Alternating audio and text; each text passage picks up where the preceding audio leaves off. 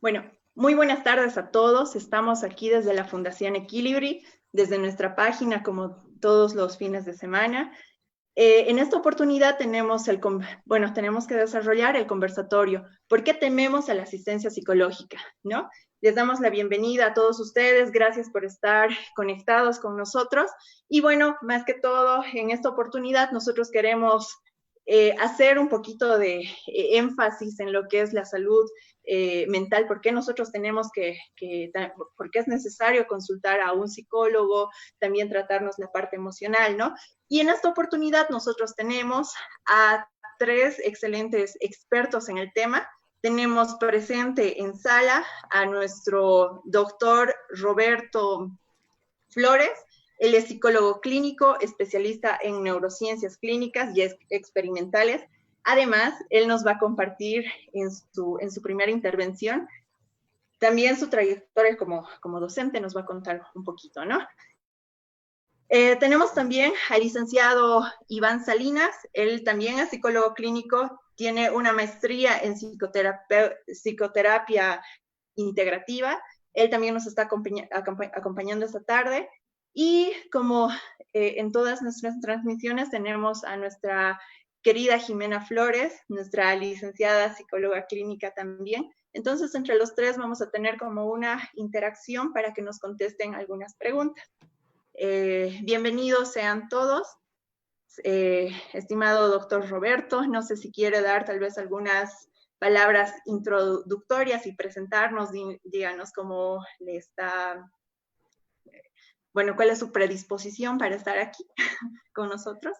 Gracias. Buenas tardes a todos los oyentes, a toda la audiencia que en este momento debe estar viéndonos. Lo que yo quiero decirles inicialmente y desde mi experiencia, mi pequeña experiencia que tengo en la psicología, en el apasionante mundo de la psicología, es que quizás una de las decisiones más importantes que he tomado en mi vida es estudiar psicología, de las cuales cada vez voy reafirmando esta decisión que he tomado en el sentido de poder estudiar el comportamiento humano, tanto normal como patológico, ¿no? Por eso ahora soy docente de la universidad y también realizo algunos estudios, de los cuales más adelante, si nos permite el tiempo, les voy a comentar de algunos resultados preliminares que precisamente hice con esto de la cuarentena. Estoy aquí para poder responder a todas las preguntas y poderles contar un poco de la experiencia que tengo en este ámbito. Saludos a todos. Mil gracias, doctor, por unos comentarios previos al conversatorio. Escuchábamos que era una eminencia y ha sido docente también de destacados profesionales en la universidad. Tenemos el privilegio de tener docentes de calidad también en la Universidad San Francisco Javier. Bueno, pasamos con el licenciado Iván Salinas. No sé, el licenciado, usted si nos podría compartir un poquito de su trayectoria. Bueno, muchísimas gracias en primer lugar y un saludo a la gente que nos está viendo por esta transmisión en vivo y que me imagino que va a poder ver luego en la retransmisión o en el video que se va a quedar en la red para que lo puedan contemplar, para que puedan interactuar con nosotros también. Y bueno, pues nada, yo aquí feliz de estar con mi profesor, con el doctor Roberto Flores, y conociendo también a mi colega, a Jimena. Un placer y un gusto saludarle. Y bueno, pues a usted, Giancarla, muchísimas gracias por las atenciones. No tenemos tanto tiempo en la carrera de psicología en Sucre como en otros departamentos. De hecho, el que les habla es primera promoción de la carrera de psicología de la San Francisco Javier y no tengo más de 15 años de ejercicio en la profesión, pero este corto tiempo me ha servido para reafirmar mi elección de ayudar, reafirmar mi elección de trabajar en esta área que es apasionante, que es hermosa, que es justamente la de la mente, ¿no? Y trabajar precisamente en el aspecto clínico. Yo particularmente trabajo más con adolescentes y con niños, pero también he trabajado mucho con adultos porque a medida que va el tiempo uno también va diversificando la atención que hace, ¿no? Y bueno, presto a escuchar lo que tienen que decir mis colegas y a poder contribuir con lo que se pueda contribuir. Muchas gracias, Iván. Pasamos con Jimena. Jimena, tú también, por favor, compártenos un poquito acerca de la trayectoria que has tenido en esta profesión tan bonita. Bueno, muchas gracias. Un saludo a todos los que nos están viendo y escuchando en este momento. A ver, comentarles que yo tengo 23 años de experiencia dentro de la psicología clínica. Salí de la Universidad Católica con el enfoque humanista existencial y posterior a eso hice un posgrado en psicología sistémica. Y bueno, posterior a eso, una formación como psicoterapeuta, ¿no? Entonces, la inquietud mía ha sido, más que todo, ha nacido de uno de los catedráticos, ¿no? Que nos decían, realmente hay que trabajarse internamente para poder trabajar con la gente, ¿no? Hay que verse por dentro, hay que abrazar nuestras propias sombras si alguna vez queremos atender a personas, ¿no? Y guiarlas en este camino tan apasionante que es el autoconocimiento, ¿no? El saber dónde estamos, de dónde partimos, el tal vez recuperarnos, ¿no? A nosotros mismos, recuperar nuestro centro. Entonces, esa ha sido mi inquietud, ¿no? Por eso he estado cada vez pasando posgrados, especializaciones y formaciones, ¿no? En la parte personal. Entonces, pues ahora me dedico a la psicoterapia, que es, como dice Iván, ¿no? Es una pasión. O sea, realmente hacer lo que me gusta y que me paguen por eso es lo máximo para mí. No me vería en otro lugar ni haciendo otra cosa, ¿no? Me sentiría como pez fuera del agua. Entonces, creo que comparto con Roberto y con Iván esa satisfacción, ¿no? De ver a la psicología como algo apasionante, ¿no? Creo que somos tres apasionados. Eso es. Muchas gracias, Jimena.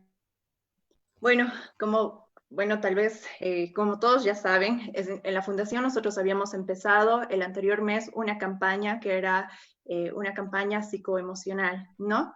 Y bueno, a raíz de eso también hemos visto muy buena llegada en las personas, pero también hemos llegado a encontrar personas que se preguntaban, o sea, ¿por qué era tan necesaria tratarse psicológicamente, ¿no? O sea, y cómo se lo hacía. Por ejemplo, cuando vas a un especialista, digamos, al hospital, primero te pasan a un médico general, luego el médico general te dirá si es tu estómago, te pasa al gastro, o si es otra cosa, te pasa al especialista adecuado, ¿no? Entonces, en esta charla que nosotros tenemos ahora, vamos a hacer un poquito de ese análisis. Estos expertos nos van a compartir acerca de, seguramente nos van a dar algunos tips también para cómo podemos aprovechar mejor una sesión psicológica y por qué es tan importante esta área, ¿no?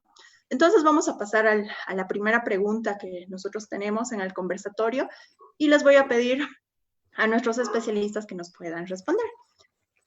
¿Cuáles consideran que son los principales prejuicios frente a la asistencia psicológica y cuál la verdad detrás de ello? No sé si podríamos pasar con la primera respuesta con usted, doctor Roberto. Ok, gracias. A ver, si hablamos de los prejuicios en el área de la psicología y de la salud mental en general, a ver, sabemos de que el hombre desde que ha existido siempre ha intentado responderse a las causas de lo que le pasa o de por qué se comporta, cómo lo hace, ¿no? Y en esta parte del comportamiento, de la conducta, está el hecho de la patología, de lo anormal, de la locura, y de todos esos componentes que a un principio no se podía responder. Entonces lo que hacía es pues acudir a lo que es el pensamiento mágico, ¿no?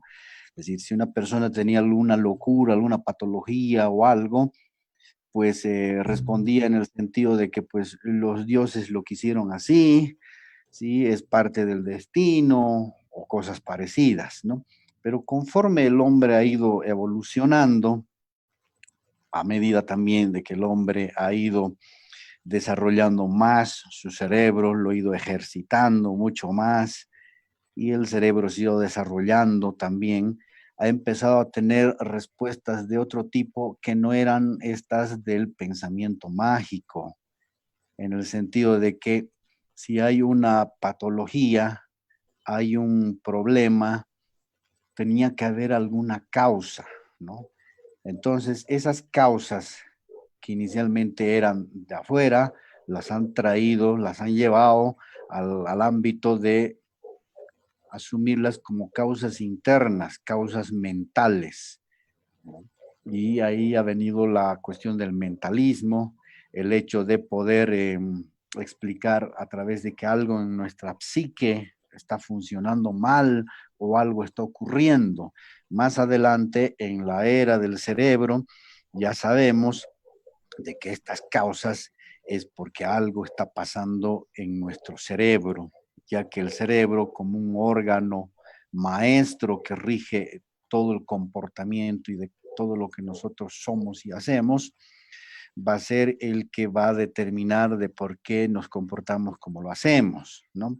Entonces, asociado a esto de los prejuicios, que sería la vertiente afectiva de lo que es el estereotipo, que es el pensamiento deformado acerca de lo que es la salud mental, de lo que es la locura y de todos aquellos aspectos, hoy podríamos decir de que se sigue arrastrando por una parte el hecho de que nosotros, por ejemplo, no vamos al psicólogo o consideramos al psicólogo como una especie de loquero, ¿sí?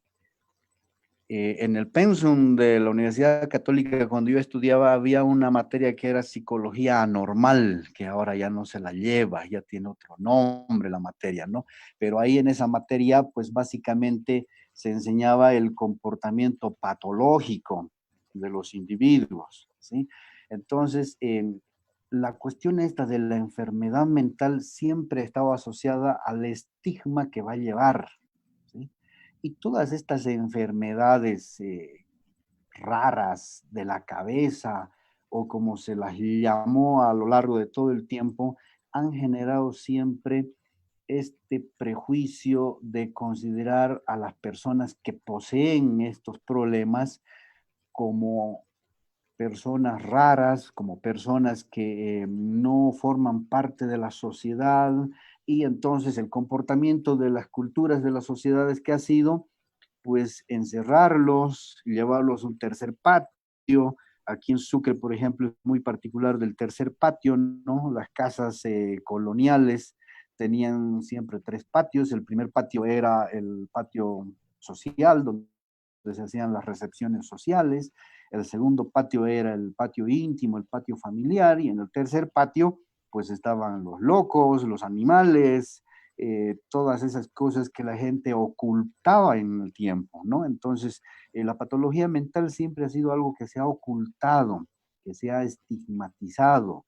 De hecho, por ejemplo, cuando se va a la consulta con el psicólogo, no se va como con el médico, es decir, a ver qué médico me toca, ¿no? Es decir, tengo un dedo torcido y a ver, pues, cuál es el traumatólogo de turno, ¿no? Si estoy yendo al seguro, ¿verdad? Con la cuestión del psicólogo se va hacia la persona, se busca específicamente quién me va a atender, ¿no? Y cuando de repente ahí en la presala hay otra gente esperando, cosa que es muy raro con el psicólogo, ¿no? Que haya más de una persona ahí esperando, pues uno no está comentando con la otra persona y tú por qué estás aquí, ¿no? Si uno está mal del ojo le dice, no, lo que pasa es que pille una conjuntivitis o cosas así, ¿no? Así que yo también tengo algo en el ojo que me duele, ¿no? Pero con el psicólogo no se dice, te cuento que tengo un trastorno depresivo mayor, entonces estoy en mi cuarto esta sesión, no se hablan de esas cosas, se guarda, y que de hecho hay buenas a primeras, ¿ok? Entonces, el acudir al psicólogo es algo que está muy bien planificado, muy bien pensado, y que las personas lo hacen en una segunda instancia, porque inicialmente van a primar lo que es la cuestión de su salud física, pero con lo mental siempre existe esta falacia de control de que yo mismo lo voy a poder solucionar y lo voy a poder arreglar, cuando en realidad ya no se puede arreglar, cuando por sí misma la persona no puede. Por ello, entonces, el psicólogo, como responsable de la salud mental de la población, del individuo, tiene esa importante labor, ese importante mandato de poder vigilar y cuidar esta salud mental, que como lo expresa la Organización Mundial de la Salud, es ese estado de bienestar completo que el individuo tiene y que experimentando este estado de salud es capaz de producir, ser una persona productiva en su comunidad, en su sociedad. Entonces, esto es lo que ocurre con la psicología particularmente, ¿no? ¿Por qué? Porque el psicólogo, por una parte, va a analizar el comportamiento normal y por el otro lado, el comportamiento patológico, ¿no? En cambio, el psiquiatra está orientado exclusivamente al hecho de la patología y de la farmacoterapia en la patología que se detecta. En cambio, el psicólogo va a ver a través del uso de determinadas técnicas terapéuticas el abordaje del problema que se tiene en ese momento en la persona, ¿sí? Felizmente, digo yo, desde hace unos 25 años y un poco más de experiencia que yo tengo en esta área, ¿sí? Las cosas ya cambiaron, ¿no? Ya cambiaron mucho, pero todavía falta, en el sentido de que las personas ya son responsables y además ya saben de que hay especialistas en la salud mental, de que pueden tratar y abordar los problemas que tienen, por una parte, y que por otra parte, los problemas que tienen no es algo que los va a diagnosticar o catalogar como, por ejemplo, yo soy de este tipo de persona, estigmatizándolas, ¿sí? Porque ya se sabe que una persona con un diagnóstico no va a hacer nada, ¿sí? Entonces, de hecho, la gente va y dice, sí, yo ya conozco mi diagnóstico porque es la tercera vez que voy donde un especialista, ¿no? Pero lo que yo quiero saber es qué voy a hacer con todo esto, ¿verdad? Entonces, hoy tenemos a la gente que está un poco más abierta al ámbito de poder explorar su salud mental y de poder recurrir a un psicólogo cuando así lo necesite, ¿no? Y además la cultura es un poco más abierta en ese sentido de no estigmatizar, de no tachar, de no segregar, de no aislar a estas personas como antes se lo hacía. No obstante, aquí en ese ámbito tenemos unos avances, pero sin lugar a dudas estamos todavía muy atrasados con respecto a otros países que ya tienen mayor avance, una mejor atención, ¿sí? Eso es lo que puedo decir inicialmente respecto a esta pregunta. Gracias. Bien. Muchas gracias, doctor, por la respuesta. Yo creo que nos suma mucho y muy informativa, además, ¿no? Bueno, pasamos con el licenciado Iván Salinas. ¿Qué opina respecto a esta pregunta? Bueno, primero creo que el doctor Flores ha hecho una sumatoridad, una sumativa y una síntesis muy interesante de lo que ha sido históricamente incluso la cuestión esta de la necesidad de hablar de la salud mental, ¿no? Y bueno, comentarles un poquito que a mí me ha tocado el 2001 participar de una investigación que hicimos en la universidad justamente como estudiante para justamente hablar del perfil y de la percepción o de la construcción social que había en aquel entonces en Sucre del psicólogo, ¿no? Y los resultados de esta investigación fueron bastante contundentes. La gente no sabía lo que hacíamos los psicólogos. La gente nos analogaba a curanderos, la gente nos analogaba a lo que hacen los sacerdotes o algún religioso, ¿no? Entonces, claro que de esa época a ahora, que ya han pasado 20 años, un poco menos, un poco más, pues han habido algunos cambios, pero yo me animaría a decir un poco, tratando de sintetizar mi respuesta, que uno de los grandes problemas que tenemos en la psicología es que la gente desconoce la cantidad de diferencias que hay entre los roles que tenemos los psicólogos en función de nuestra especialidad. ¿Por qué? Porque no es lo mismo un psicólogo clínico infanto-juvenil que un psicólogo clínico de adultos, que un terapeuta de parejas, que un clínico que va a atender más en el ámbito de la neuropsicología o de la clínica hospitalaria, por ejemplo, ¿no? Y lamentablemente este hecho también se ve respaldado por una falta de institucionalidad, porque, bueno, voy a hablar un poco en términos políticos, lamentablemente, ¿no? No tenemos cubiertos todos los espacios que se deberían cubrir en hospitales, por ejemplo, ¿no? Con suerte tenemos un psicólogo en un colegio. Yo solía trabajar en un colegio y los psicólogos que trabajamos en colegios estamos condenados a la sobrecarga porque un solo psicólogo para, pongámosle, 400 estudiantes es una barbaridad. Pues no vamos a llegar a aprendernos de memoria los nombres de todos ellos, posiblemente nunca. Entonces, quizá uno de los grandes problemas con los que nos vamos a chocar es justamente el desconocimiento de la cantidad de especialidades y subespecialidades que hay en la clínica, en la psicología en general, ¿no? Por un lado, y que la gente normalmente piensa que todos los psicólogos hacemos exactamente lo mismo y no es así. Porque una gran ventaja y desventaja de lo que es parte de nuestra carrera es que tenemos áreas diferentes, pero también tenemos enfoques y aproximaciones diferentes al modo de trabajar en función de nuestra formación.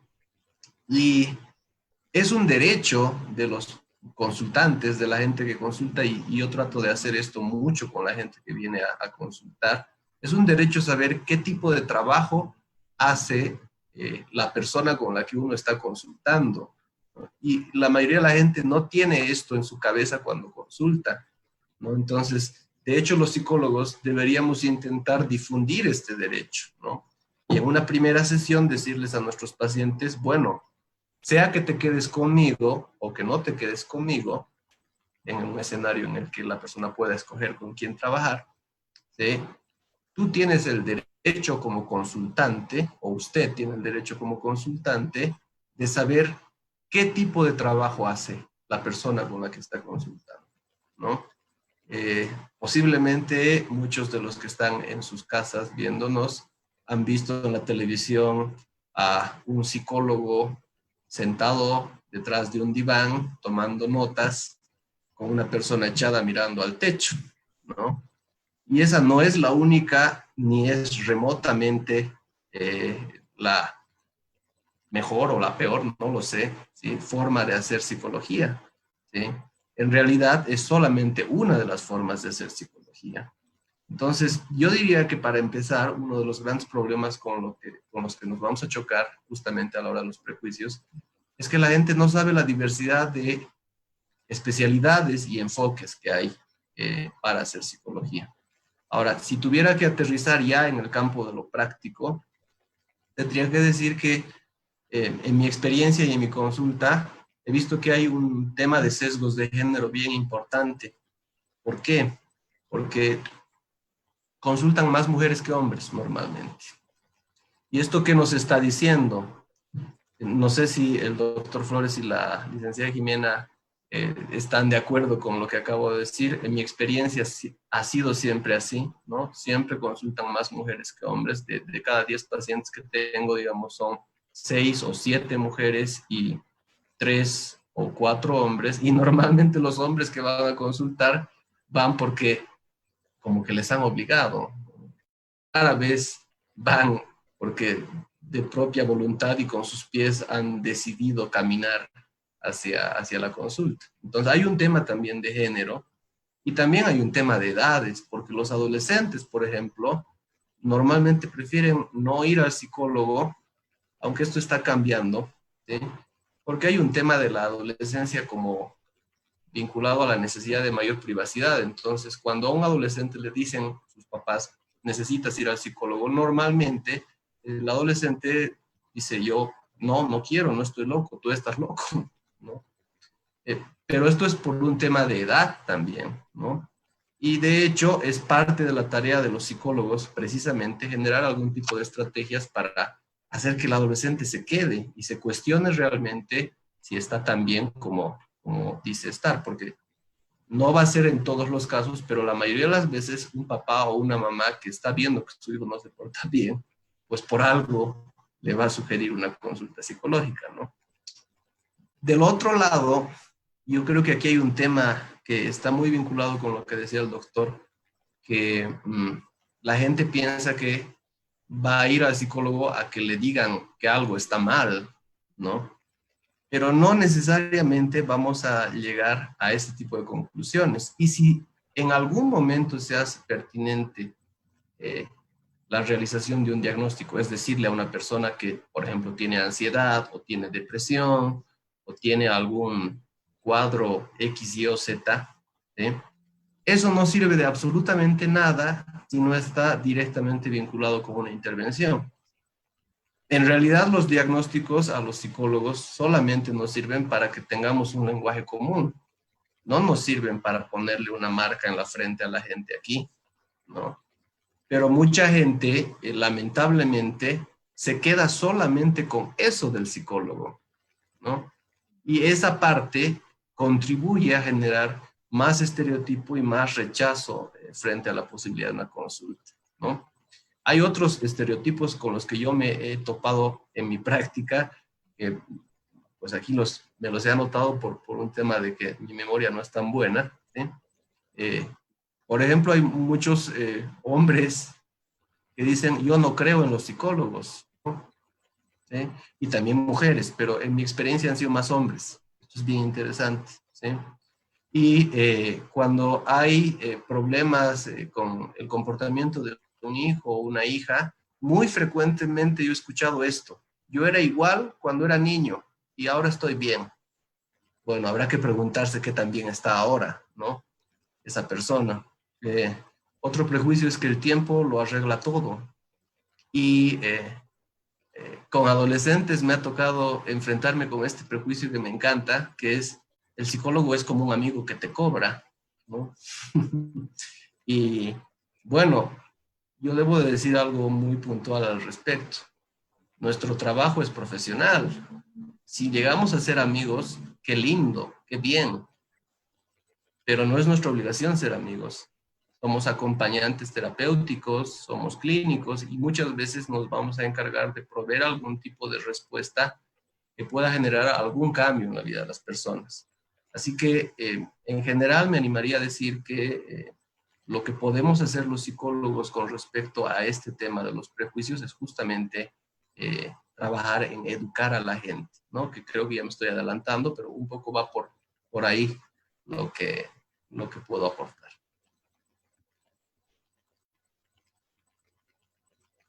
Muchas gracias, licenciado. Yo creo que ha tocado puntos que realmente yo me siento identificada con algunos de esos, que creo que en el camino nos topamos, ¿no? Con las personas que conocemos, lo que decía, ¿no? Si yo era así y y bueno, ahora estoy bien, ¿no? Entonces, yo creo que es muy, muy acertada la respuesta y nos deja, ¿no? Pensando, analizando, poniéndonos a pensar en lo que acaba de decir, ¿no? Jimena, ¿cuál sería tu aporte respecto a esta pregunta? Por favor, vamos contigo. Sí, mis colegas han sido bastante amplios en la explicación, tal vez complementar con la experiencia, ¿no? En mi experiencia clínica, qué es lo que yo he podido ver, que cuando los consultantes son obligados a asistir a una terapia, la terapia no funciona, ¿no? O sea, por el hecho de de estar ahí por obligación. Entonces, entre los prejuicios está como que es más fácil para un padre decir, no, mi hijo es el que tiene, o mi hija es el que tiene, la que tiene el problema, y yo no tengo nada que ver, yo estoy muy bien, ¿no es cierto? Siendo que el problema de los hijos es reflejo de problemas en casa, ¿no? De la familia, de los padres también, de cosas que están negando, que están reprimiendo muchas veces, ¿no? Entonces, pues en ese caso yo trabajo con los padres, no necesariamente con el hijo. Otros prejuicios que yo he escuchado, he visto en mi experiencia es confundir, como mis colegas dijeron, confundirnos con psiquiatría, ¿no?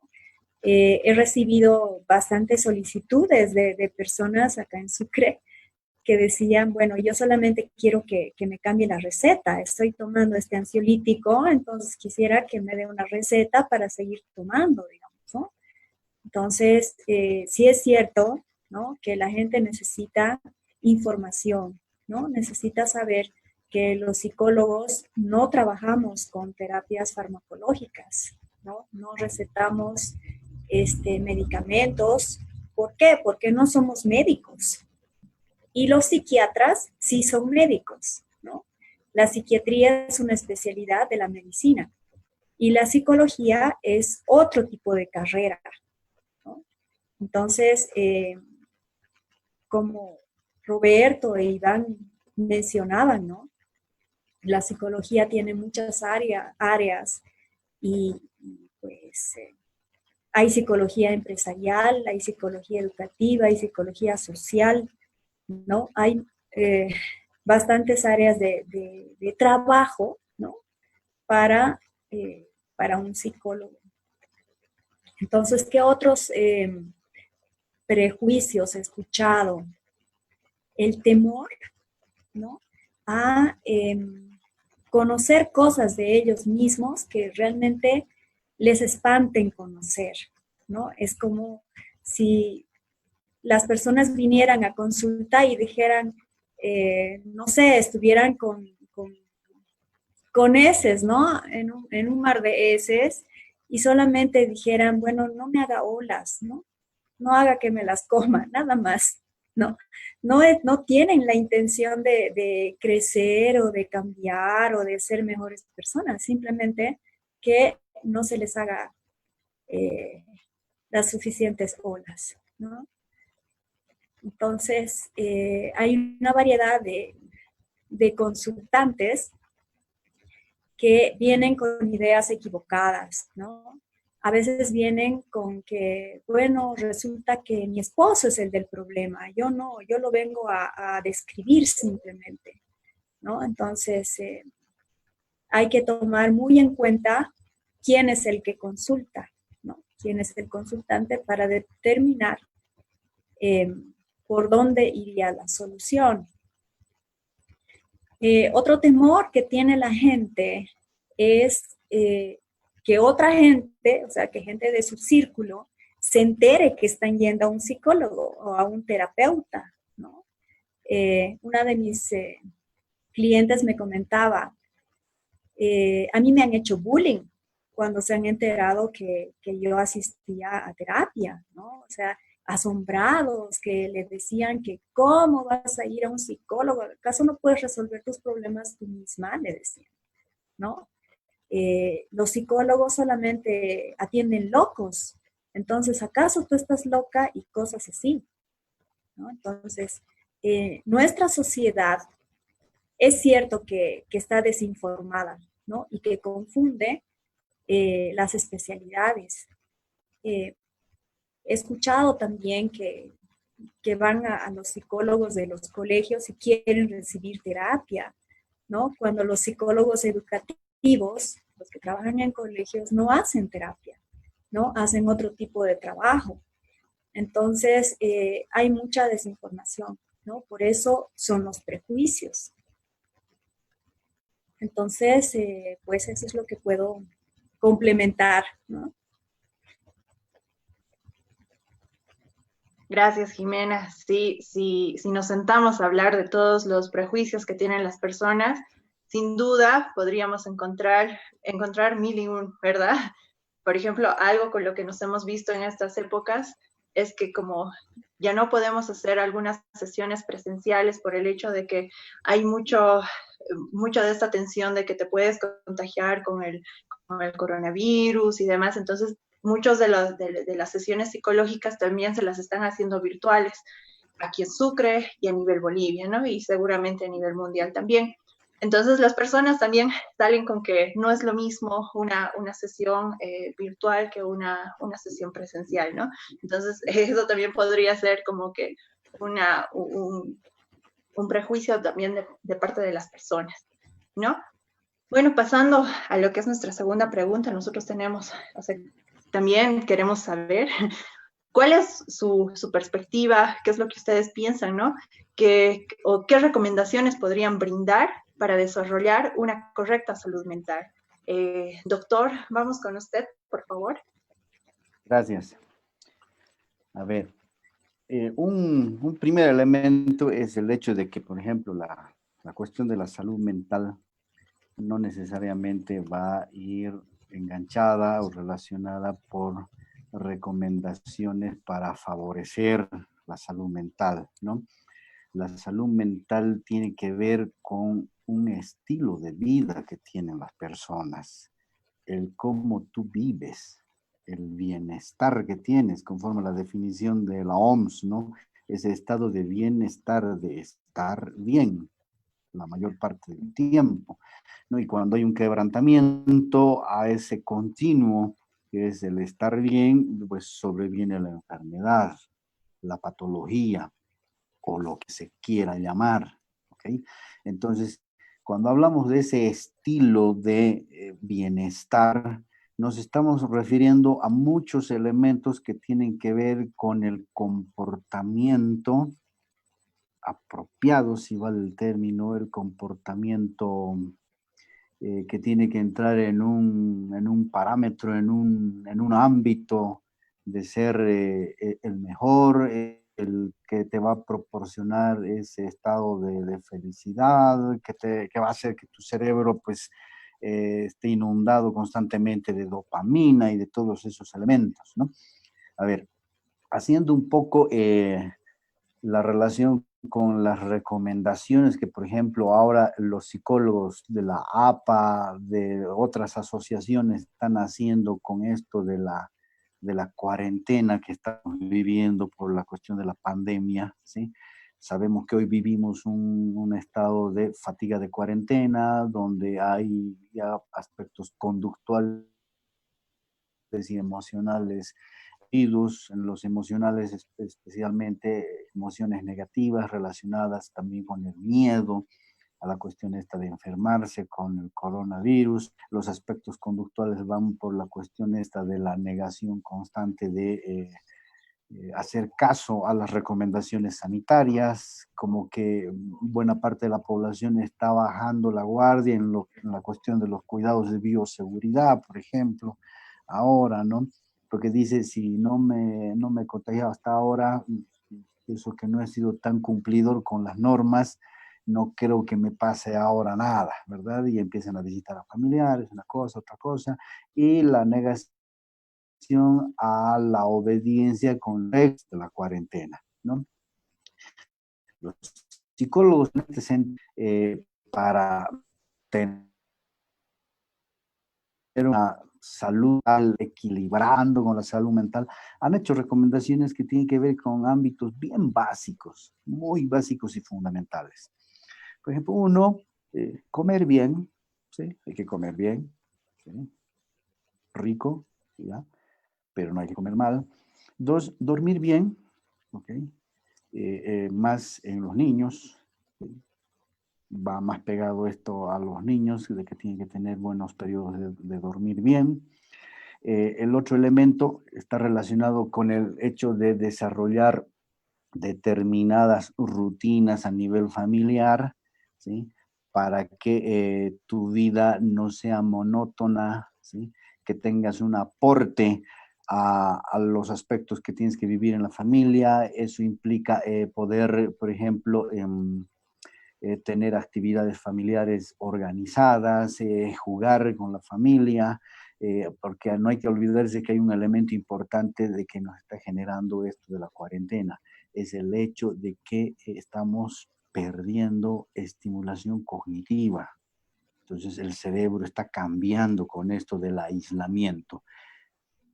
Recordemos que somos seres que tendemos básicamente a la afiliación, a estar unos con otros, no amontonados como los ratoncitos, pero sí estar unos con otros, afiliados, al lado de otros.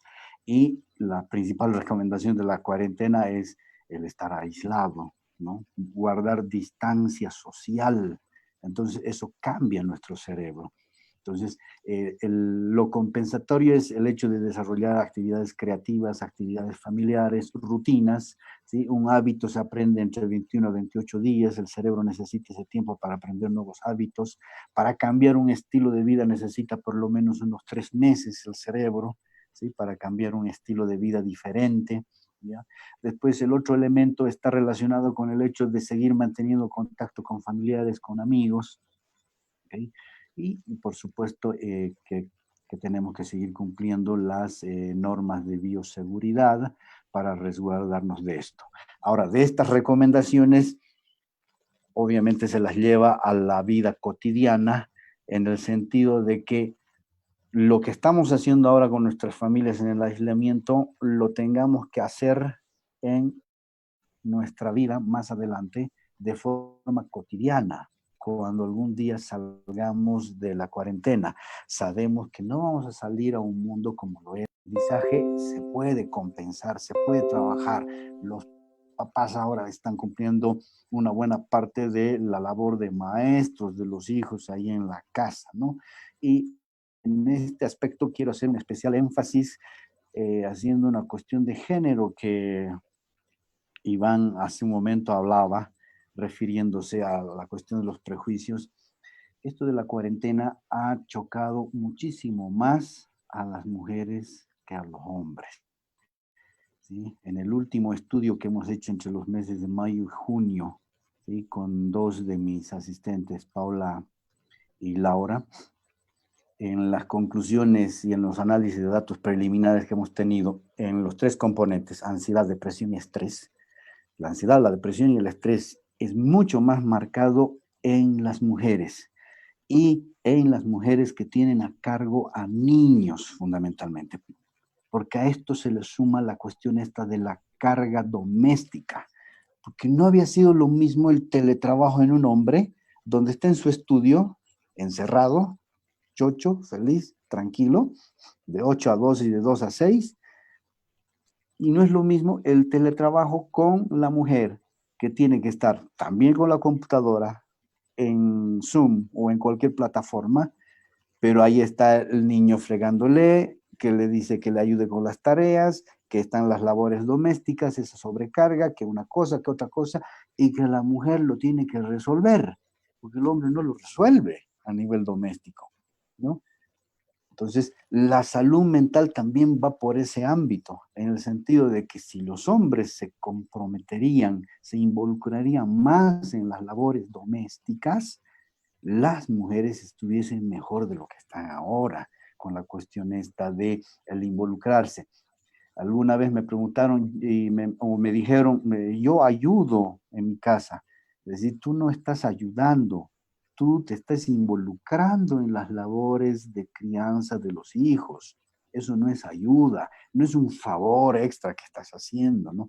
Estás involucrándote en algo que siempre deberías haberlo hecho, ¿no? Entonces, por ahí también va la cuestión esta de la salud mental y es importante hacer ese especial énfasis en nuestra cultura, porque tenemos una cultura machista, tenemos una cultura donde hay más ventajas para los hombres que para las mujeres, ¿sí? Entonces, si tratamos de equilibrar y trabajar eso, vamos a tener una mejor salud mental para todos, porque el deterioro de la salud mental en la mujer a nivel de una familia, de una pareja, va a repercutir también en la pareja, en el hombre y en los hijos, ¿no? Entonces, eso es un elemento importante que yo quiero hacer especial énfasis, ¿sí? Porque hay que trabajarlo muchísimo, ¿no? El año pasado salió un artículo de un comunicador, habría que hacer un estudio científico de eso, pero este comunicador decía, ¿cuál es el perfil del macho boliviano? ¿Sí? Y decía, el macho boliviano es inseguro, tiene baja autoestima, no se involucra en las actividades domésticas en la casa, no se involucra en la crianza de los hijos, ¿no? Entonces es esa especie de ser que se cree libre de que pueda hacer todo lo que quiera, ¿no? Ese es el perfil del macho boliviano, pero sabemos que ese macho boliviano es inseguro y con baja autoestima, ¿no? Entonces eso es lo que tenemos, ¿sí? Y insisto en eso, habría que desarrollar un buen estudio para ver cómo realmente es desde la psicología, ¿no?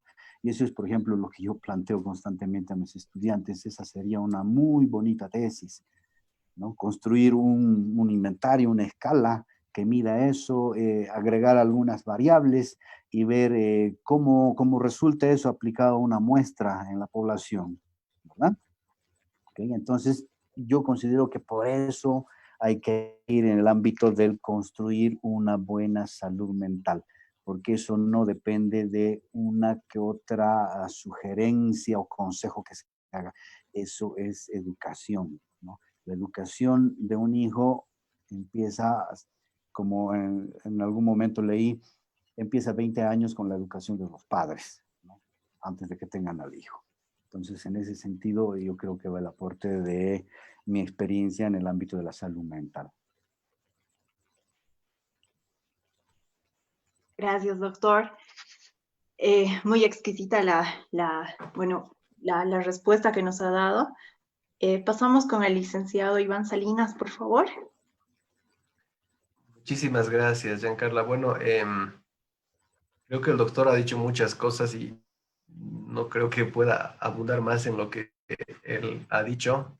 Recuerdo que el mismo doctor me ha enseñado un concepto hace mucho tiempo, que es el concepto de la alexitimia, ¿no? Que es la dificultad que tienen las personas para poner en palabras sus emociones, ¿no?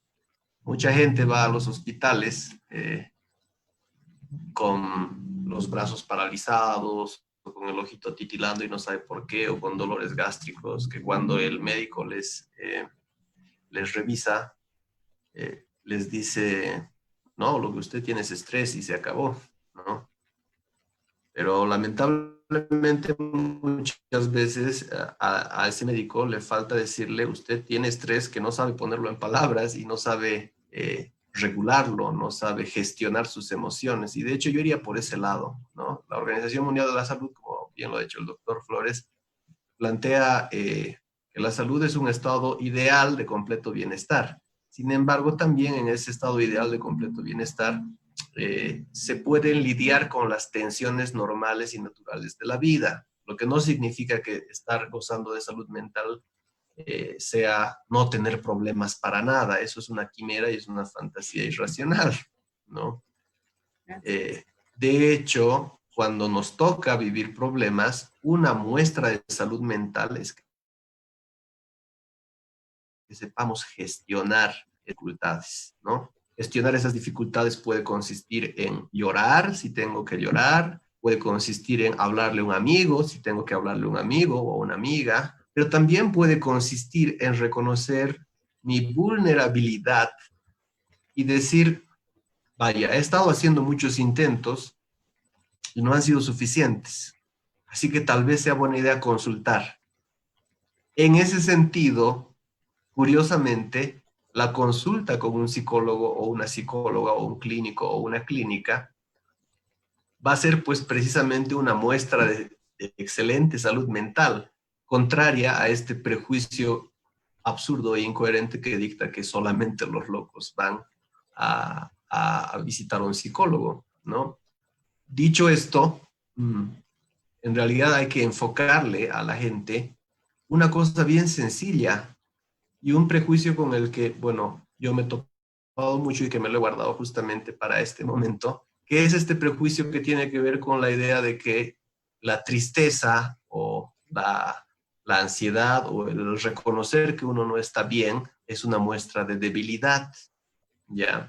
Estoy seguro que la licenciada, el licenciado, el doctor, se han encontrado con esto muchas veces, ¿no? ¿Y por qué no lloras? Porque no me gusta. Bueno, no conozco a una persona, a menos que tenga alguna seria cuestión ahí que no esté ajustada, ¿no? Que le encante llorar delante del mundo, ¿no? A nadie le gusta mostrarse llorando demasiado, ¿sí? Sin embargo, esta idea culturalmente metida que tenemos, que tiene que ver justamente con lo que ha dicho el doctor, y que yo me animaría a debatir honestamente, porque ciertamente los resultados de su investigación son congruentes con lo que dice la teoría acerca de la vulnerabilidad de género. Las mujeres tienden a ser más vulnerables a la ansiedad y la depresión, pero también hay investigaciones que han demostrado que los hombres sufren problemas de salud mental muy severos precisamente porque callan lo que sienten, ¿no? Y que incluso la forma en la que muchas veces los hombres deciden solucionar los problemas a través de actos terriblemente violentos son precisamente así de drásticos porque no son capaces de procesar sus emociones. Entonces, yo diría que para promover la salud mental, tendríamos que contribuir a desmitificar esta idea de que tristeza es igual a debilidad, porque no lo es. O que la ansiedad o el reconocer que uno necesita de ayuda es sinónimo de debilidad. No lo es, ¿no? Y en esto quiero ser muy enfático. Con algunos pacientes yo trabajo esta figura que me parece muy interesante, ¿no? ¿Quién es más valiente? ¿Quien se esconde dentro de su castillo y nunca dice lo que siente? ¿O quien se enfrenta a su propia vulnerabilidad? Evidentemente la respuesta es muy clara, ¿sí? Sin embargo, nuestra cultura ha contribuido a sesgar tanto nuestra idea de la vulnerabilidad que estoy seguro que incluso entre nosotros cuatro, alguno de nosotros debe de tener dificultades para mostrarse vulnerable ante incluso la gente que ama, ¿no? Entonces, este es un tema muy, muy importante desde el punto de vista de la experiencia que he podido tener en el trabajo clínico, puesto que la gente realmente no sabe hacer autocuidado emocional, ¿no? No sabe decir, estoy triste, me está doliendo mi espalda porque estoy demasiado preocupado porque me parece que el papá está enfermo o la mamá está enferma y no quiero ni siquiera imaginarme lo que va a pasar, ¿no? Y bueno, un amigo, un hermano, un pariente, alguien que quiere mucho a esa persona, se puede acercar y simplemente escucharle procesar eso que acaba de decir, ¿no? Que podría ser una forma de prevenir muchas veces severos problemas en la salud mental, ¿no? Y les repito lo que he dicho hace un momento, es tan pertinente consultar a un psicólogo cuando estamos mal, como es saludable llorar. Es más, el doctor, la licenciada y el que les habla tienen pues su psicólogo. Los psicólogos tenemos que tener nuestro psicólogo, ¿no? Porque no podemos andar cargando con todo lo que necesitamos cargar y aparte lidiar con nuestros problemas, porque además, aparte, esta es una época muy especial para los psicólogos, porque nosotros estamos acompañando muchas veces a gente que no está bien emocionalmente, afectivamente, y nosotros mismos es probable que no estemos bien porque estamos viviendo exactamente lo mismo que están viviendo los demás en términos de aislamiento, en términos de cuarentena, en términos de estrés, en términos incluso de carencias materiales muchas veces. Entonces, me animaría a decir que trabajar la vulnerabilidad como un concepto más coherente y razonable es uno de los elementos más medulares, más esenciales que habría que procurar desarrollar. Eso es todo. Gracias, licenciado Iván. Muy, muy acertado, ¿no? como le decía un principio, los escucho y me pongo a pensar en las relaciones, igual que tenemos a veces con algunas personas, y que esto de el tema de las vulnerabilidades, a veces por no dañar ciertas relaciones interpersonales que tienes, también como que te lo guardas y quieres ser fuerte hasta el final, ¿no? Entonces, creo que es muy acertado, ¿no? Eh, querida Jimena, ¿cuál sería tu respuesta frente a esta pregunta? Sí, bueno, creo que la salud en general tenemos que verla de manera integral, ¿no? Que es ese, el mensaje que da la OMS también, ¿no? Y saber que cada persona no es, o sea, no podemos dividir la mente de las emociones, de la parte física. Creo que todo es una unidad. Entonces, cuando hay un problema, hay una crisis, creo que los tres componentes, ¿no?, de nuestras personas se ponen también en crisis. Y la crisis es una oportunidad para crecer, ¿no? Entonces, cualquier crisis nos invita al cambio. Es como dar unos pasos atrás para realizar un salto, ¿no? Entonces, lo que yo he visto en mi experiencia clínica, sobre todo en estos tiempos de cuarentena, ¿no?, y de pandemia, ha sido de personas que realmente han reconocido, ¿no?, que si no fuera por la pandemia, creo que no hubieran asistido a terapia, ¿no?, para empezar, porque no les hubiera tocado estar tan cerca de su familia y empezar a tener dificultades y problemas interrelacionales como antes, porque antes como que solían cada uno por su lado, ¿no? Los hijos a la universidad, si eran pequeños al colegio, los padres al trabajo, entonces como que no se veían mucho.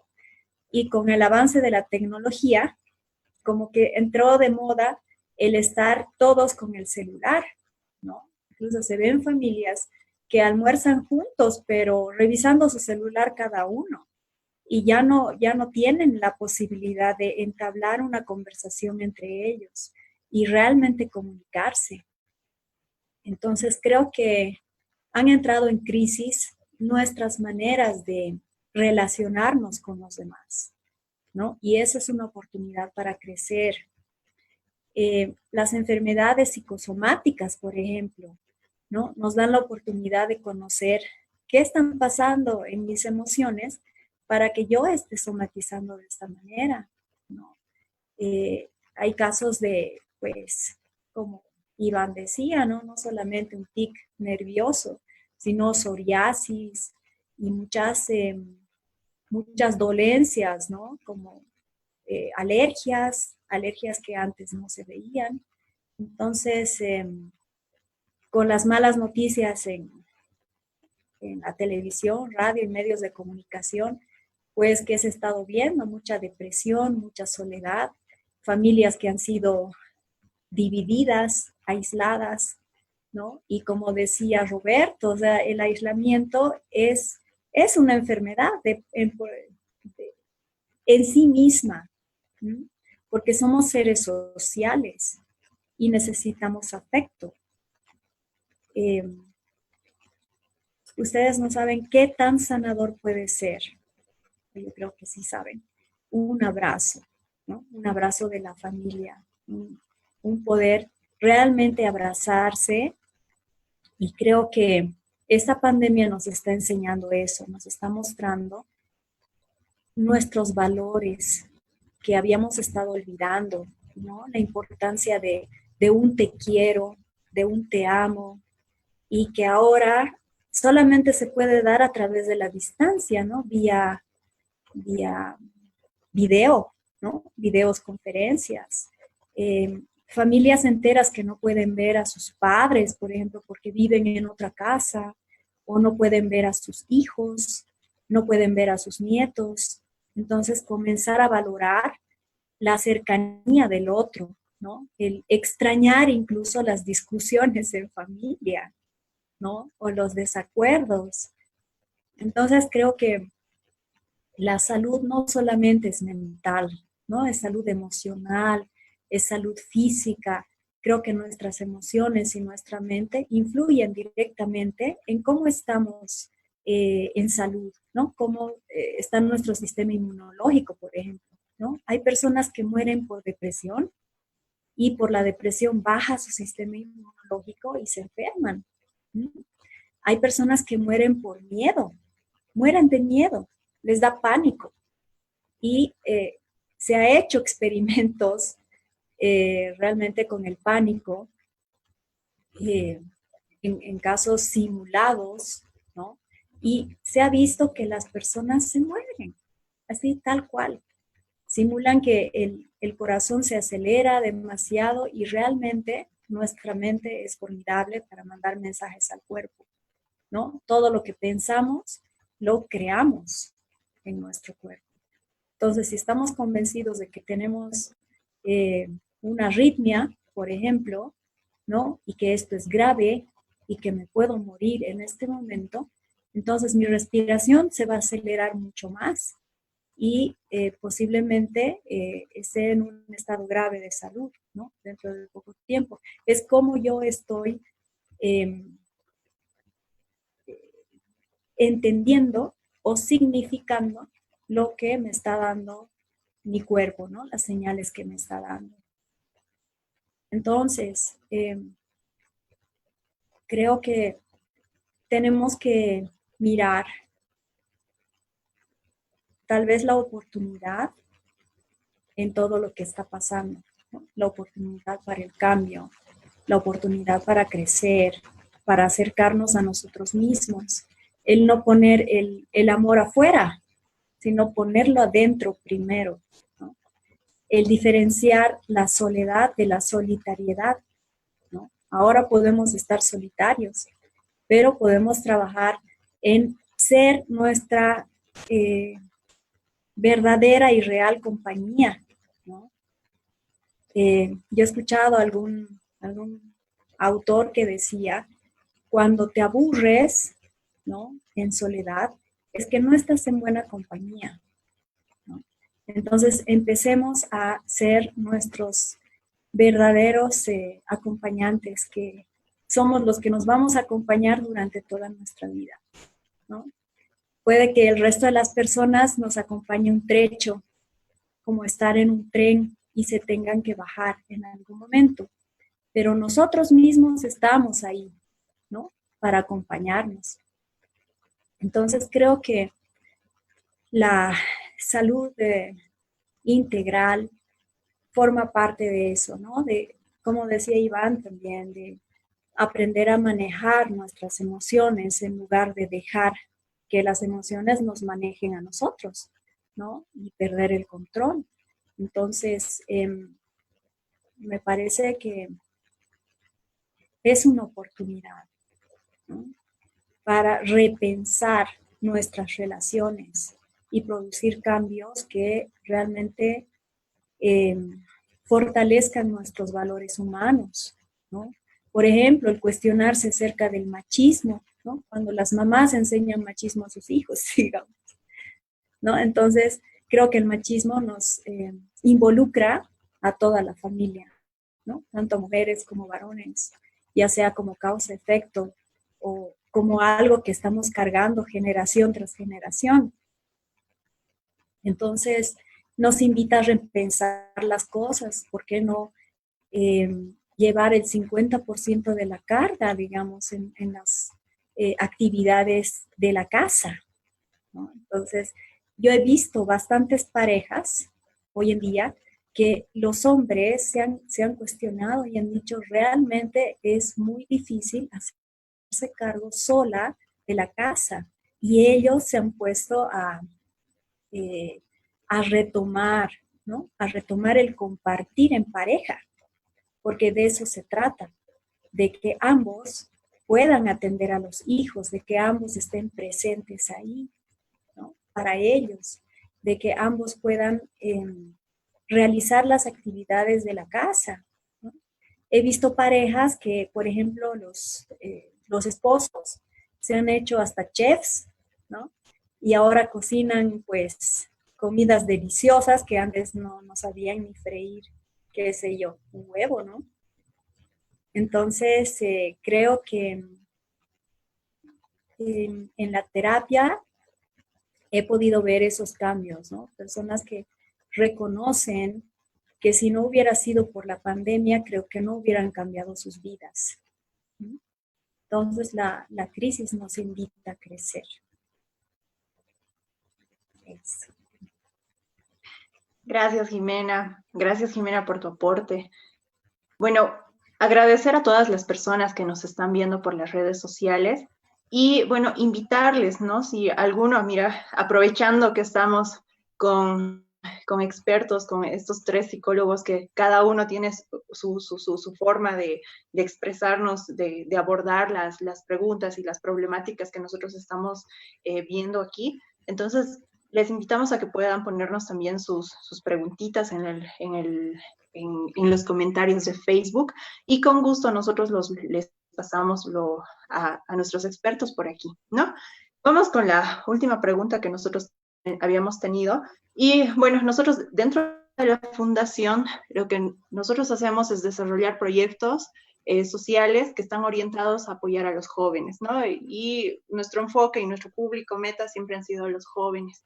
Y en este sentido, o sea, nosotros hemos visto, ¿no? Y igual las personas que nos están viendo seguramente se han topado con algún amigo o alguna persona joven que sabemos que tienen un problema, ¿no? Pero no sabemos de qué manera abordar este problema, decirles, te aconsejo que vayas al psicólogo, digamos, o que te trates o que busques ayuda, ¿no? De qué manera podrías mejorar. Entonces, en este sentido, era la pregunta que habíamos elaborado y era, ¿qué estrategias más o menos podríamos considerar o de qué manera podría ser adecuada para abordar estos temas, ¿no? Con los jóvenes para que puedan aceptar, tal vez ir a una terapia o aceptar la ayuda psicológica? Doctor, ¿podemos empezar con usted, por favor? Claro que sí. A ver, quiero retomar un término importante que menciona hace un momento Iván en el sentido de vulnerabilidad. Sí, eso tiene fuertes implicaciones, puesto que con una de las principales cosas que nos topamos para que no se acuda a consulta es el hecho de que pues todos los jóvenes, todos los adolescentes se sienten supermanes, se sienten absolutamente invulnerables, que todo lo pueden hacer, que a ellos no les puede pasar absolutamente nada, ¿no? Y es precisamente ese es el ámbito en el que hay que empezar a trabajar, generando en ellos una disonancia en el sentido de esta incomodidad psicológica que se experimenta cuando algo no es consistente en mí, en el sentido de una creencia no es consistente con la otra creencia, o una emoción no es consistente con mi sistema de pensamientos, o una conducta es inconsistente con mi sistema de creencias, ¿verdad? Entonces, cuando generamos esta disonancia, vamos a hacer que un joven pueda elaborar esto en el sentido de que él es el que necesita la consulta, la ayuda, pero no porque esté loco, ¿no? Sino porque hay algo que tiene que no está bien, ¿sí? Y que, repito, y tomo las palabras de Jimena, de Iván, el que no esté bien no necesariamente es una cuestión patológica, negativa, ¿sí? Sino que es algo que se puede resolver. Entonces, el que tome conciencia de que algo no está bien, en el sentido de que para más adelante pueda poner en la balanza, por ejemplo, las cosas que una persona puede manejar, puede controlar, versus las cosas que no las puede manejar y no las puede controlar. Ese es un primer elemento que yo recomendaría a los jóvenes para que puedan poner en esta balanza afectiva de las cosas que sí pueden manejar y controlar respecto a las cosas que no lo pueden. Porque muchas veces, ¿sí? El miedo, la ansiedad viene en el sentido de que estamos tratando de hacer cosas invirtiendo energía, tiempo, ¿sí?, en las cosas que no podemos manejar ni controlarlas. Pero en las cosas que sí las podemos hacer, no hacemos nada. Nos preocupamos solo por ellas, en vez de ocuparnos de esas cosas, ¿sí? Ese es un primer elemento. Otro segundo elemento es el hecho de mostrarles los 3 aspectos: pensar, sentir y actuar, ¿no? Que empiecen a analizar sus pensamientos, cómo son, en el sentido de son positivos, son negativos, hacer un listado de sus pensamientos, ¿sí?, que eso va también en el ámbito ya de la intervención terapéutica, ¿no? Trabajar sus emociones. Si las emociones que yo tengo son positivas, negativas, son frías, son calientes, usualmente no tenemos mucho problema o conflicto con las emociones calientes, con las emociones buenas, positivas, con la alegría, por ejemplo, ¿no? ¿Sí? Y que tiene mucho correlato a nivel de sensaciones mentales positivas que sentimos. Pero sí trabajar un poco las emociones negativas, el miedo, la tristeza, la ira, y que usualmente están más relacionadas con las sensaciones corporales. Entonces, que empiezan a asociar esas sensaciones corporales que estas emociones negativas generan en ellos, ¿no? La puntada en el estómago cuando hay una mala noticia y cosas así, ¿verdad? Entonces, eso es manejo de las emociones. ¿Okay? Y finalmente el hecho del comportamiento, ¿no? En el comportamiento hacerles notar de que hay cosas de que definitivamente no se las debe hacer porque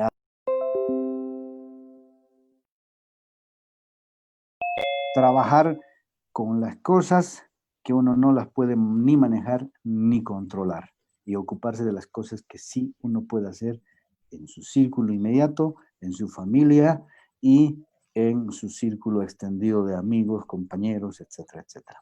Entonces, esas son las recomendaciones básicas que yo haría. No soy un experto en el abordaje de los adolescentes y los jóvenes particularmente. Iván es el especialista en ese ámbito y seguro les va a poder dar otras recomendaciones mucho más específicas y más hiladas en la exquisitez que él la maneja ampliamente. Gracias. Muchas gracias, doctor Roberto. Entonces pasamos con nuestro experto, que es el licenciado Iván, para que nos pueda dar más consejos respecto a este punto, por favor. Bueno, antes de empezar con las exquisiteces, quiero agradecerle al doctor por esa caricia en la espalda. Pues yo iría justamente a hablar acerca de lo que es la normalización del proceso de consulta del psicólogo, ¿no? Es muy fácil decirle a alguien, anda, ¿no? Es muy fácil decirle, está haciendo falta ir al psicólogo, ¿no?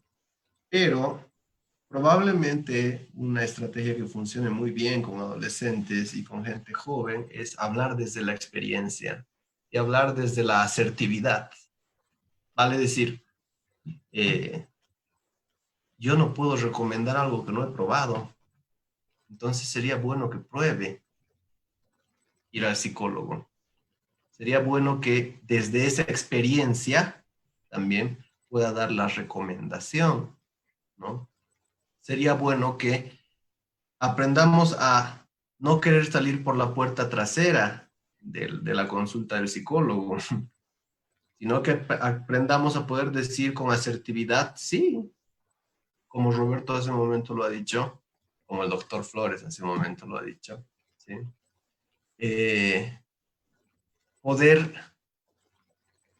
aceptar nuestra vulnerabilidad como una fuerza interna que nos permite crecer precisamente. Y como lo ha dicho hace un momento Jimena, que me ha encantado honestamente, de ver las oportunidades, las crisis como oportunidades, ¿no?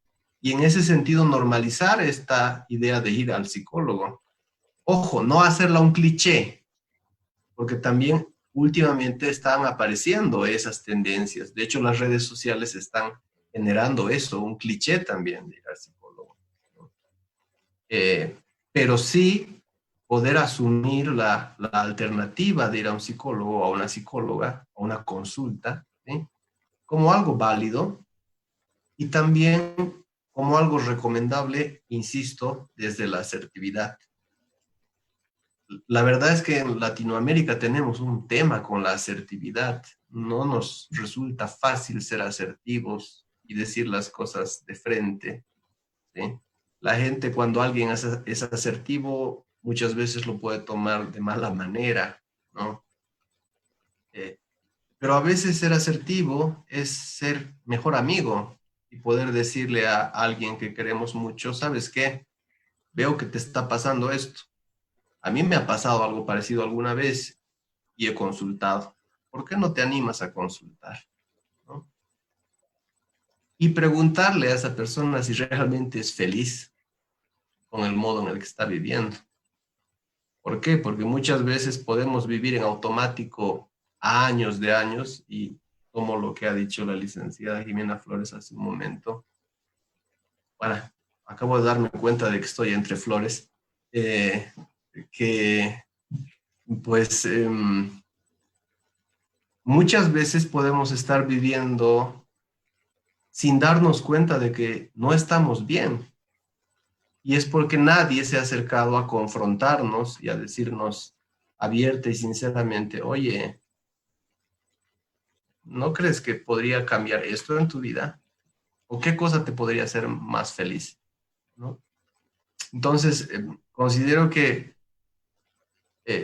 muchas veces va a suceder que las personas aún así no van a querer consulta psicológica. Va a poder más en ellos la fuerza de la negación, va a poder en ellos más la fuerza de el miedo, quizá, ¿sí?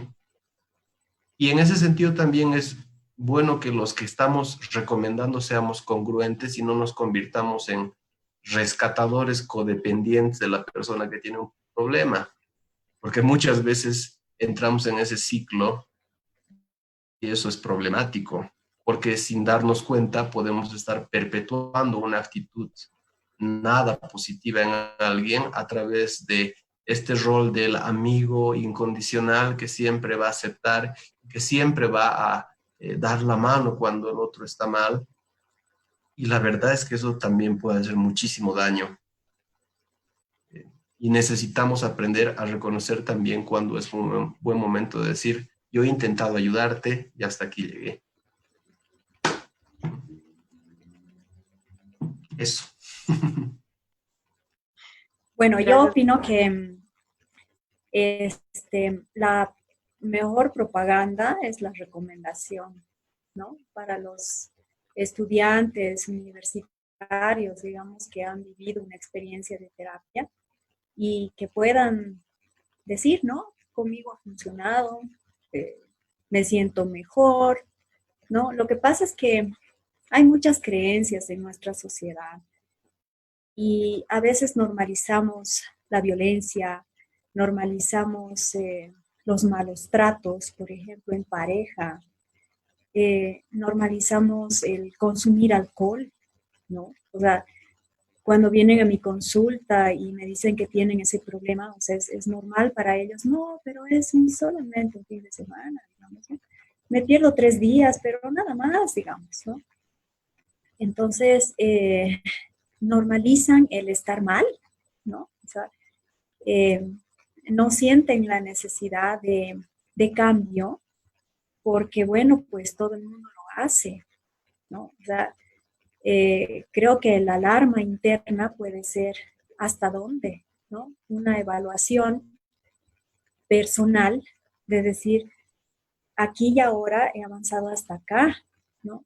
Y de ahora en adelante, ¿qué me espera? ¿No? ¿Qué futuro siento que tengo a mí? ¿No? Voy a ser como tal vez mis ancestros, ¿no? Voy a estudiar, no voy a estudiar, voy a, qué sé yo, dedicarme a labrar la tierra, o qué voy a hacer de mi vida, ¿no? Entonces, el dejar de normalizar estas cosas permite que en esta vida tratemos de ser felices.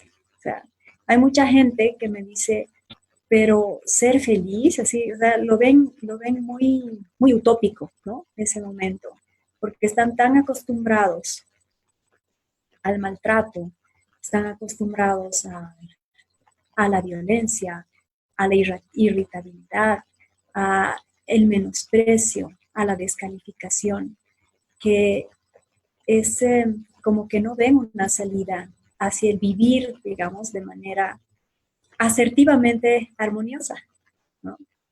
Entonces, es una decisión por uno mismo y para uno mismo, ¿no? Creo que los estudiantes universitarios tienen que saber derechos humanos, ¿no? El derecho a pertenecer a un grupo sin ser menospreciado, sin que le maltraten, sin que le hagan bullying, ¿no? Sin que lo discriminen, por ejemplo, ¿no? Otro derecho humano que es el poder relacionarnos en familia, reducir la violencia, ¿no? Porque a veces generación tras generación reproducimos patrones, ¿no?, de comportamiento que no sabemos desde dónde vienen, pero inconscientemente los vamos actuando y no sabemos por qué. A mí una cliente me decía, yo me veo golpeando a mi hijo, pero no sé por qué y no sé cómo evitarlo. ¿Mm? Entonces son esas encrucijadas en la vida que se presentan, ¿no?, en las personas que dicen, no puede ser así, no puedo seguir así. Entonces ahí sí están predispuestas para un cambio y obviamente para acudir a un terapeuta, ¿no?, a un psicólogo. Eso diría. Gracias, Jimena. Bueno, aprovechando que están aquí los tres, hay una pregunta que nos han hecho llegar por uno de los grupos de WhatsApp.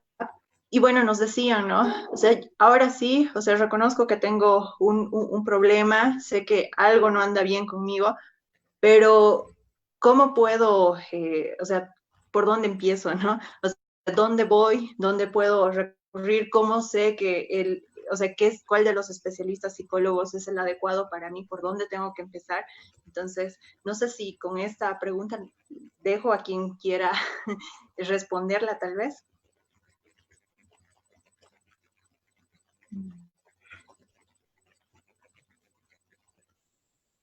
Bueno, yo me voy a animar. Sí, por favor. Porque si no, nos vamos a demorar un poco. Vaya, no es malo preguntar para empezar, ¿no? Hay muchos escenarios en este momento en el que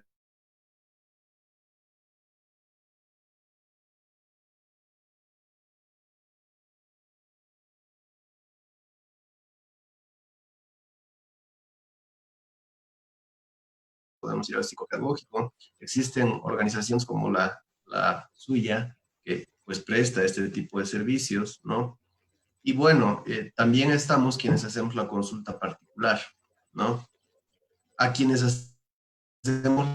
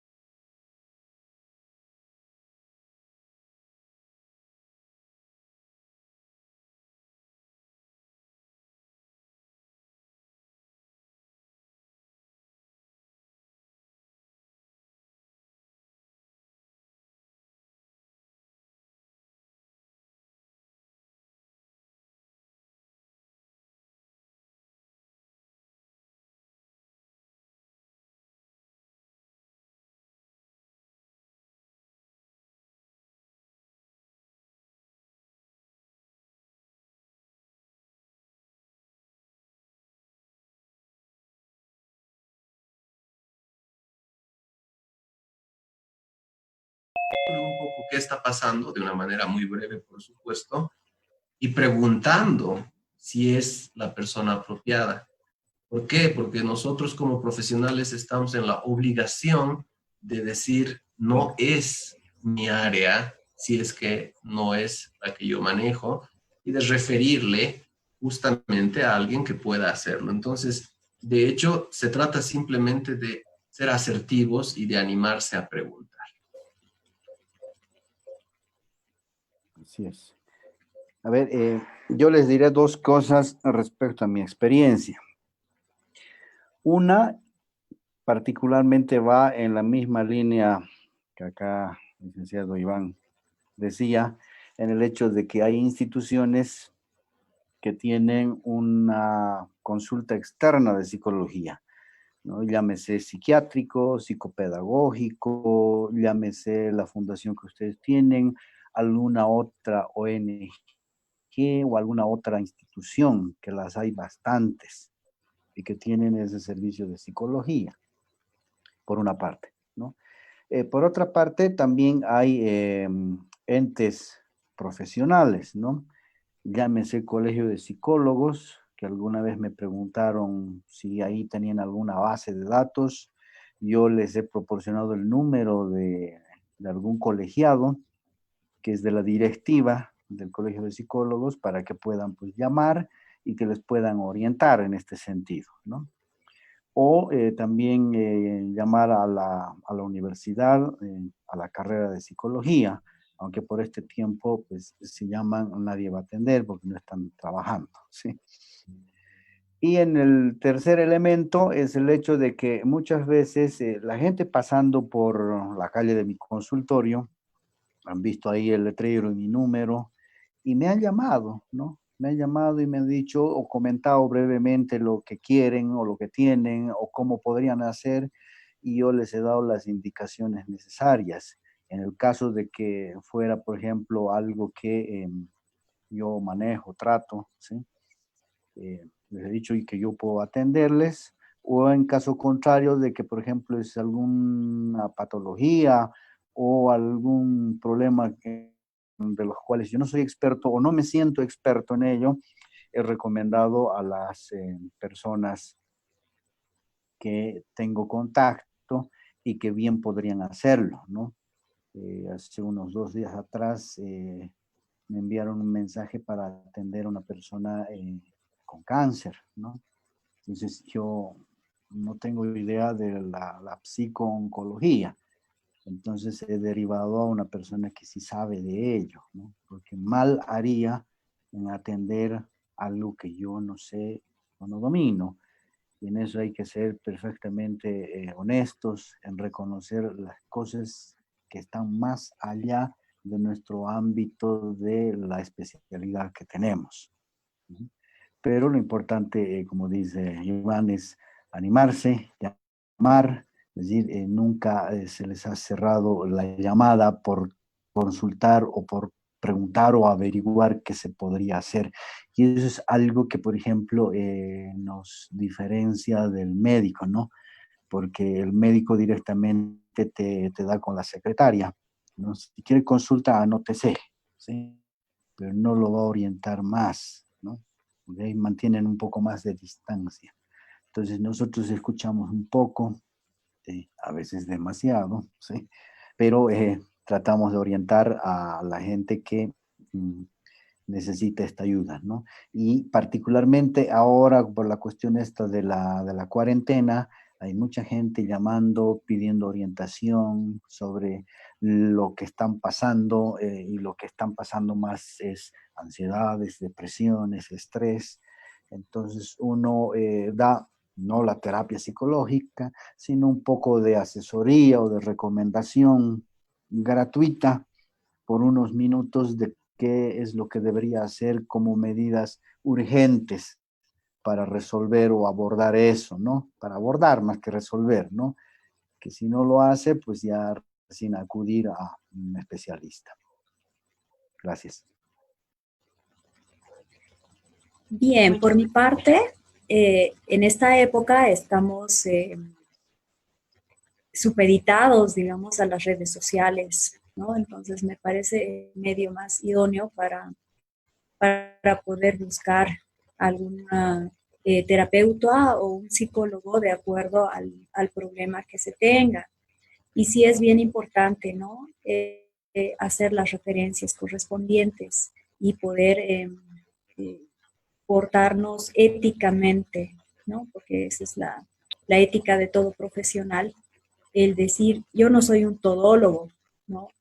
Entonces, pues, poder derivar, ¿no? Poder derivar los casos. Entonces, creo que por las redes sociales la gente está sumamente informada, ¿no? Y puede recurrir a las distintas instituciones vía virtual también, ¿no? Me parece que eso es, y según el problema que se tenga, ¿no? Porque no es, yo tengo un problema, a ver quién me puede atender, digamos, dependiendo cuál sea el problema, ¿no? Se hace la referencia correspondiente y se ve eh, lo adecuado, ¿no? En la consulta. Esa es mi opinión. Carlita, no sé si hay otra Sí, pregunta. justamente estaba revisando y bueno, decían, ¿no? Bueno, era una experiencia que nos contaban y nos decían, ¿no? Yo voy al psicólogo, pero de aquí a un tiempo siento que solo está y me escucha, pero no estoy haciendo avances. ¿Qué puedo hacer al respecto? Sí, ¿no? Oh. A ver,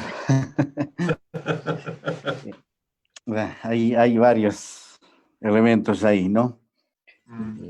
Quizás la primera medida es ver el psicólogo al que está yendo, digamos, no es de una línea más directiva, ¿no?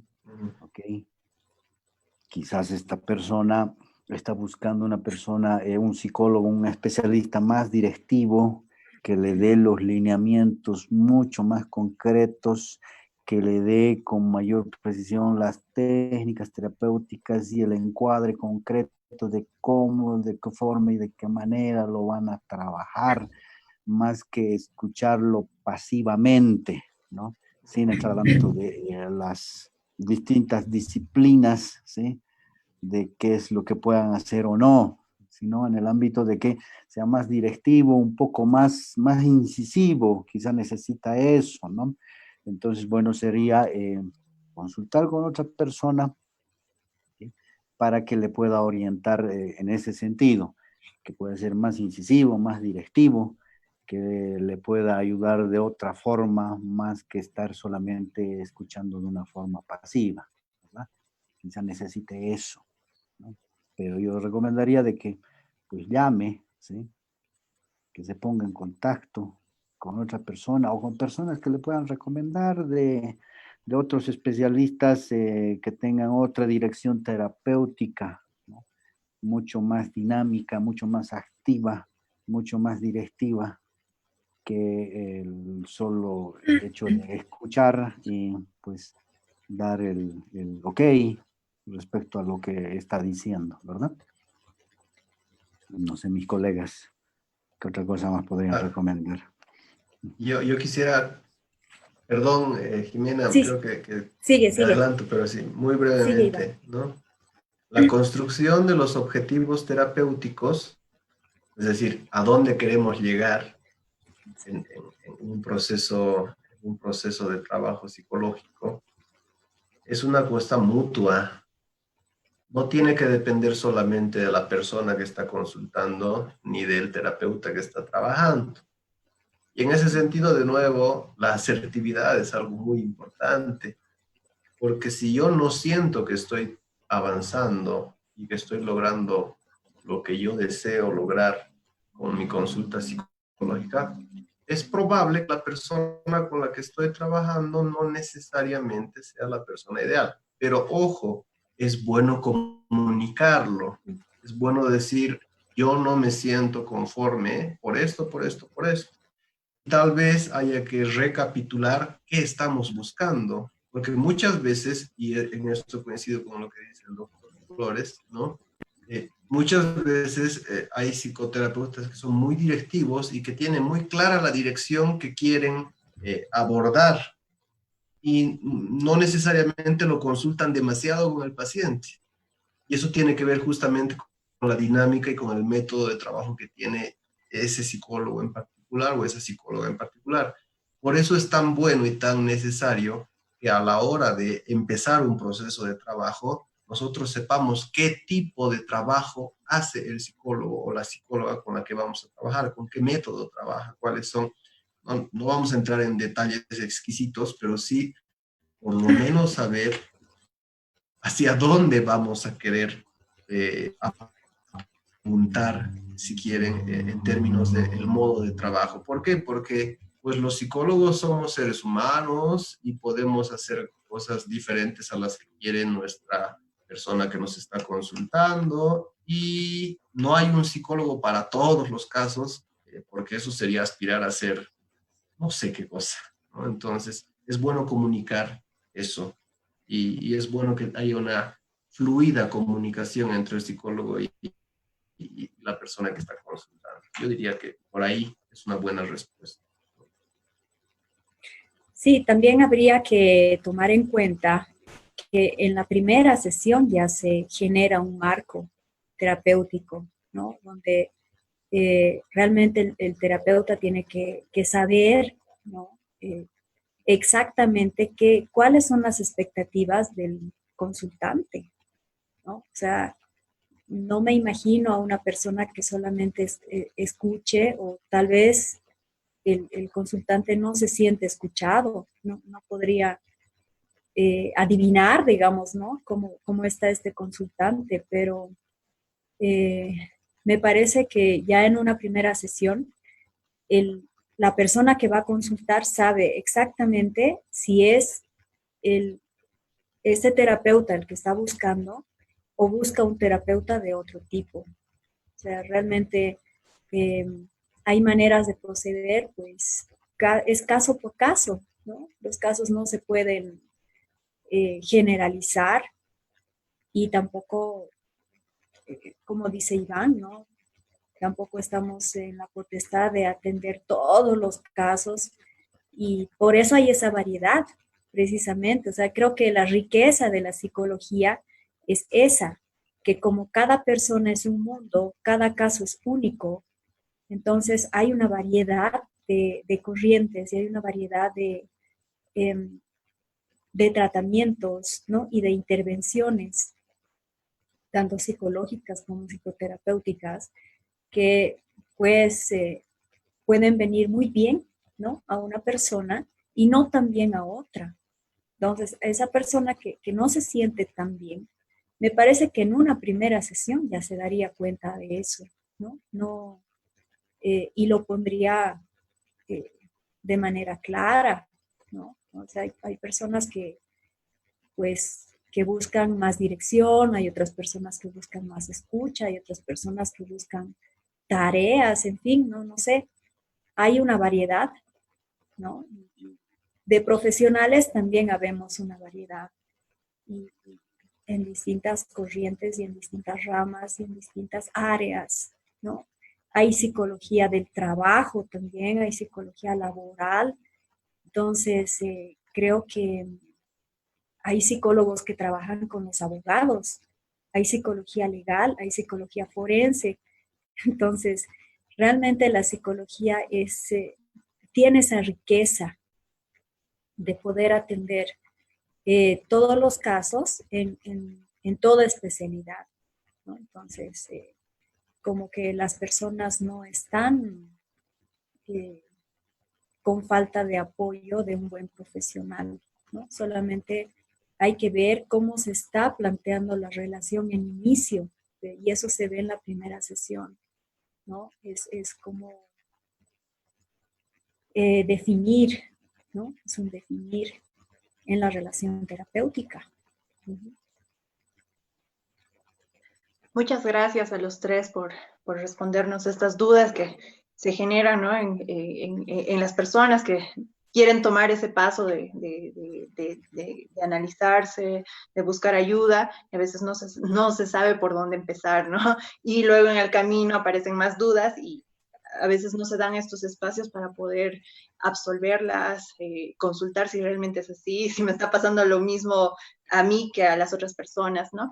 Entonces, les agradezco mucho por su tiempo, porque la verdad, yo creo que el tiempo vale oro, y gracias por invertir el tiempo de cada uno de ustedes tres en esta charla, que creo que era muy importante, ¿no? Para nosotros como fundación es muy poquito nos quitemos como que esos estigmas, ¿no? De no querer ir, de tener cierto tipo de pensamiento. Entonces, bueno, para ir finalizando, les invito a que puedan tal vez darnos no sé, tal vez quieran emitir algún consejo, algún comentario final. Podríamos empezar con usted, doctor Roberto Flores. Gracias. Bueno, a ver, hay un elemento que me gustaría compartir antes de terminar. El hecho de la felicidad que se ha mencionado hace un momento atrás. ¿Sí? La felicidad no es un estado permanente. ¿Sí? La felicidad no es algo que uno va a tener cuando termina de pagar su casa, cuando tenga su auto o cuando tenga a buen recaudo su dinero en el banco o tenga los suficientes bienes materiales para hacerlo, ¿no? Yo conozco personas que dicen, cuando yo sea feliz voy a hacer esto, ¿no? Entonces, esas personas pienso que no van a ser felices. ¿Sí? La felicidad son momentos etéreos, instantes, que se viven y que no duran mucho, ¿sí? Pero eso es precisamente la exquisitez de la felicidad, ¿no? Que te dura poco, pero es chulo, es bonito, es intenso, ¿ok? Entonces uno es feliz por los estados mentales positivos que uno tiene, por el saber adaptarse, por el saber acomodarse, por ser el versátil, flexible, pese a las condiciones adversas en las que se viven, pese a las carencias que uno pueda tener, pese a las limitaciones. Entonces, este es un estado mental que uno mismo se construye, el de la felicidad. Eso es un aspecto importante. ¿Okay? Y el otro elemento es que esto puede ocurrir a cualquier persona, ¿sí? No son un grupo de personas las privilegiadas en ser felices, sino todos poseemos esa cualidad, esa capacidad de serlo. Entonces es algo que nos ocurre en el presente, no que va a venir más adelante, la felicidad. Nos ocurre en el presente, ¿no? Yo he sido muy feliz en este momento en el que he podido compartir con todos ustedes lo poco que yo sé de compartir con Jimena, compartir con Iván, inicialmente mi estudiante, ahora amigo y colega en el área de la psicología, a ustedes, a Giancarla, por la cuestión de la invitación, por ser miembros de esta organización que ayuda, que apoya. Entonces, yo quiero agradecerles muchísimo por haberme invitado y tengan en cuenta que voy a estar siempre dispuesto a poderles ayudar porque es algo que a mí me gusta, que a mí me encanta, aunque muchas veces mi cara no diga eso, ¿sí? Pero es algo que me agrada muchísimo y realmente lo he disfrutado, el estar con todos ustedes y con toda la audiencia que nos está escuchando en este momento. Muchas gracias. Gracias a usted, querido doctor, por su presencia, por sus palabras, consejos. Gracias. Licenciado, ¿cuáles serían sus últimas palabras para ir cerrando nuestra sesión? Bueno, primero agradecerles nuevamente. Es un honor estar al lado del doctor Flores, la licenciada, la doctora Jimena Flores también. Pues yo estoy agradecido y creo que en realidad ese es un aspecto que es muy importante rescatar, ¿no? El agradecimiento. ¿Por qué? Porque a veces nos olvidamos de que tenemos aire que estamos respirando y a pesar de que hay mucho en este momento ocurriendo alrededor de nosotros. Podemos todavía trabajar, podemos hacer esto, podemos hacer comunidad.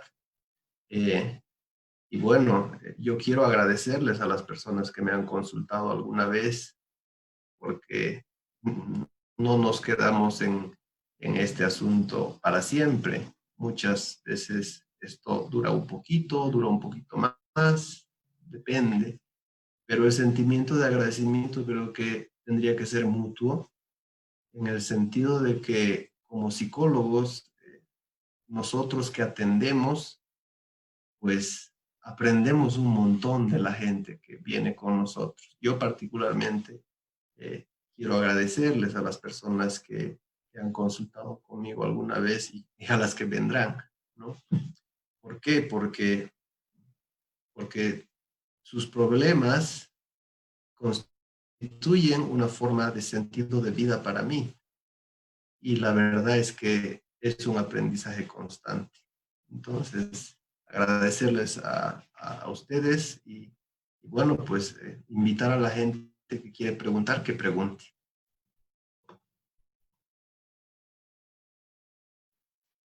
Gracias, querido Iván. No, realmente creo que han sido unos consejos muy refrescantes. Tu forma también de abordarlo, creo que ha sumado mucho. He recibido algunos consejos inbox, ¿no? Que les gustó mucho la charla. Mil gracias. Jimena, ¿cuáles serían tus palabras finales para este conversatorio? Bueno, yo también muy agradecida por este momento, por conocer a dos brillantes colegas y realmente me voy enriquecida, ¿no? Esa es la palabra. Y tomar en cuenta que el presente, el hoy, es un regalo. Y creo que hoy me llevo el regalo de conocer a dos personas formidables, ¿no? Con quienes tengo la dicha de compartir una profesión que llena mi vida.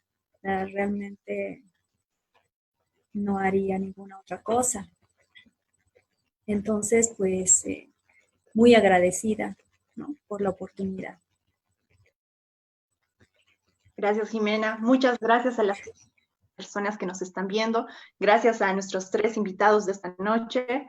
Y bueno, todas las personas que estén interesadas en que sigamos tocando esta temática, bueno, hacemos extensiva la invitación también a nuestros 3 invitados de ahora, para que en un futuro también nos puedan acompañar, que Claro no que duden sí. en buscarnos. Si quieren desarrollar alguna temática, la Fundación está para eso, para darles el espacio también. Nosotros creemos que es importante, ¿no? Hablarlo, conversarlo, para que también las personas sientan que es, o sea, normalizar este aspecto, ¿no? Que a veces no queremos tocarlo, ¿no? Entonces, simplemente eso. Muchas gracias a todos por su presencia y cerramos este conversatorio. Gracias. Gracias. Muchas gracias y hasta en Buenas otra noches. oportunidad. Buenas, un gusto. Sí, muchas gracias.